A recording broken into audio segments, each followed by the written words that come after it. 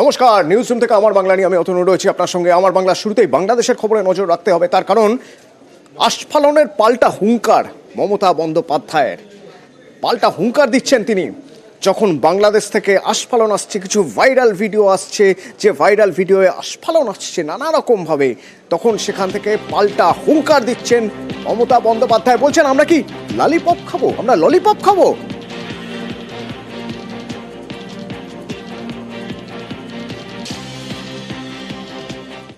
আস্ফালনের কথা বলা হচ্ছিল না?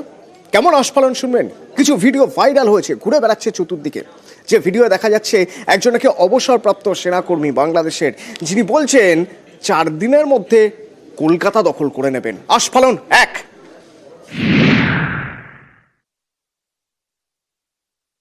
আমি বলে দিচ্ছি ভারতকে যে ট্রেনিং আমরা নিয়েছি, যে যুদ্ধ আমরা করেছি, আমরা শুধু 2 লক্ষ সৈনিক না, আমাদের সাথে 18 কোটি জনগণ আছে। আমাদের ট্রেনিং, আমাদের দক্ষতা ভারতের চেয়ে অনেক বেশি। আমরা যদি একবার সাহস করে আমার দেশকে যুদ্ধ করবে, আমরা বলে দিচ্ছি 4 দিনের মধ্যে আমরা কলকাতা দখল করে নেব। এখানে শেষ নয়, আস্ফালন আরও আছে।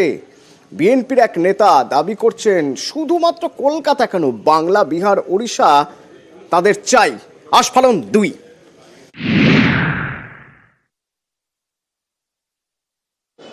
তো আমরা আমাদের মিলিত শক্তি, তারুণ্যের শক্তি নিয়ে আমরা এটাই বলবো যে ঠিক আছে, তোমরা যদি চট্টগ্রাম দাবি করবে কি কারণে, তোমরা যদি ওইটা দাবি করতে পারো, তাহলে আমরাও দাবি করব আমাদের নবাব সিরাজউদ্দৌলার বাংলা, বিহার, উড়িষ্যা ফেরত দাও আমাদেরকে। আর এরকম সব আস্ফালনের পরেই মমতার হুঙ্কার।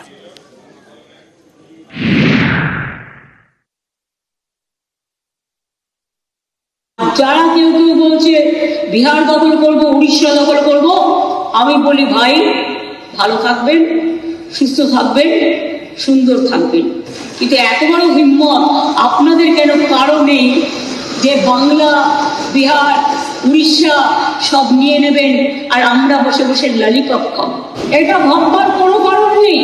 আমরা যথেষ্ট সচেতন নাগরিক এবং আমরা যথেষ্ট সক্রিয়, কিন্তু আমরা ধৈর্যের পরীক্ষা দিই।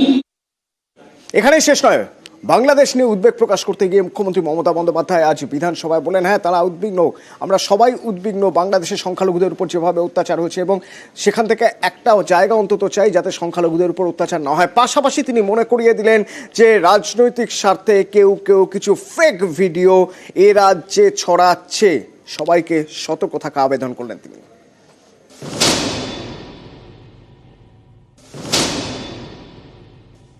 অনেকগুলো ফেক ভিডিও বাজারে চলছে। কোনো একটা পলিটিক্যাল পার্টির পক্ষ থেকে কিছু ফেক ভিডিও চালিয়ে আগুন লাগাবার চেষ্টা করা হচ্ছে। প্লিজ দয়া করে, অনুগ্রহ করে উভয় সম্প্রদায় এর থেকে বিরত থাকুন। ইসকনের সন্ন্যাসী চিন্ময় কৃষ্ণ দাসের গ্রেপ্তারের পর থেকে উত্তাল বাংলাদেশ। বারবার উঠেছে সংখ্যালঘুদের উপরে হামলার অভিযোগ। সোমবার এই বাংলাদেশ ইস্যুতে বিধানসভায় কড়া মুখ্যমন্ত্রী।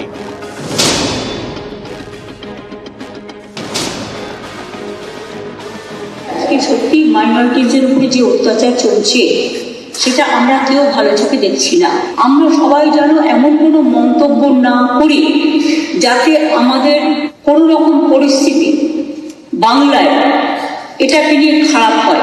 আমি দাঙ্গাটা চাই না, আমরা দাঙ্গা চাই না, শান্তি চাই।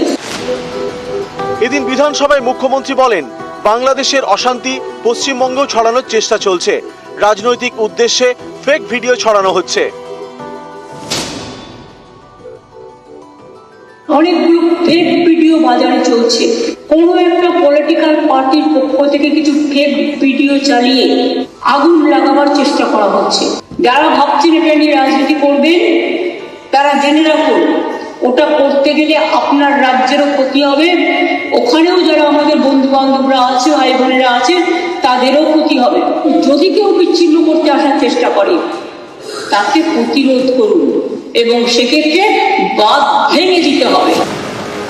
বাংলাদেশের সংখ্যালঘু নির্যাতনের নানা ভিডিও ঘুরছে সোশ্যাল মিডিয়ায়। সম্প্রতি একটি ভাইরাল ভিডিওতে দেখা যায় কালী প্রতিমা ভাঙা হচ্ছে। এই নিয়ে এপার বাংলায় অনেক জায়গাতেই চাঞ্চল্য ছড়ায়। আসলে এটাই অপপ্রচার, কারণ ভিডিওতে যা দেখা গিয়েছে সেটা পূর্ব বর্ধমানের ছবি। এখানকার বেরুক গ্রামের সুলতানপুরে বিরাট কালী প্রতিমাকে ভেঙে বিসর্জন দেওয়া হয়। 12 বছর অন্তর বিসর্জন দেওয়া হয়, এটা দীর্ঘদিনের রীতি। যে ভিডিওটা ভাইরাল হয়েছে এটা খণ্ডঘোষ থানার সুলতানপুরের আমাদের কালী মূর্তি বিসর্জনের ছবিটাই ভাইরাল হয়ে গেছে। 12 বছর পর প্রতিমা নিরঞ্জন করা হয় এবং সেই নিরঞ্জনের সময় ওই প্রতিমার অংশগুলো খুলে খুলে তারপর নিরঞ্জন করা হয়ে থাকে। আজ 200 বছরের আগের আমাদের এই ঠাকুর, কিন্তু এর আগেও ঘটনা এরকম ঘটেছে যে ভেঙে ভেঙে আমাদের ঠাকুর বিসর্জন হয়েছে, কিন্তু এতটা সোশ্যাল মিডিয়ায় যায় না। সবারকার হাতেই মোবাইল থাকে, ছবি সবাই তুলেছে, কিন্তু এটা অন্যভাবে এটাকে প্রচার করছে, প্রতিবাদ করছি। প্রতিমা ভেঙে নিরঞ্জন পুরনো রীতি, সেই ছবি দেখিয়ে বাংলাদেশের সংখ্যালঘু নির্যাতনের প্রচার, এই নিয়ে উত্তেজনা, এসব থেকেই সাবধান করে দিয়েছেন মুখ্যমন্ত্রী। কোনো একটা পলিটিক্যাল পার্টির পক্ষ থেকে কিছু ফেক ভিডিও চালিয়ে আগুন লাগাবার চেষ্টা করা হচ্ছে। প্লিজ দয়া করে, অনুগ্রহ করে উভয় সম্প্রদায় এর থেকে বিরত থাকুন। একদিকে হিন্দু ধর্মের মানুষরা প্রতিবাদ করছেন, অন্যদিকে সংখ্যালঘু ইমামরাও বাংলাদেশে যে মাইনরিটিদের উপর অত্যাচার হচ্ছে তারাও কিন্তু এটাকে তীব্র নিন্দা করেছেন। এটা বাংলায় প্রথম, যারা মনে রাখবেন এটা আমাদের ধর্ম নিরপেক্ষতার একটা প্রধান একটা স্তম্ভ। একটা হিন্দুর গায়ে যে রক্ত আছে, একটা মুসলিমের গায়ে সে রক্ত আছে। আমরা কেউ কিন্তু কারো পক্ষে নয়, সবাই কিন্তু সবার পক্ষে। নিউজ 18 বাংলা।